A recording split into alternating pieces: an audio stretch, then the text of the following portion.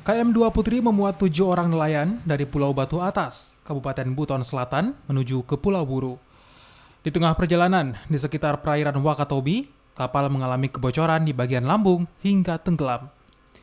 Dalam peristiwa ini, 5 nelayan ditemukan dalam kondisi lemah oleh warga di pantai Kecamatan Kalisusu, Kabupaten Buton Utara, Sulawesi Tenggara.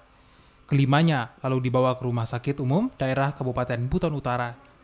Sebelumnya, 2 nelayan penumpang KM2 Putri ditemukan selamat oleh warga setempat. Hingga hari ketiga pencarian oleh tim Basarnas, ketujuh penumpang kapal ditemukan dalam kondisi selamat. Ya, alhamdulillah kami sampaikan pada hari ini perkembangan operasi SAR kecelakaan kapal 2 Putri yang terjadi di perairan Wakatobi.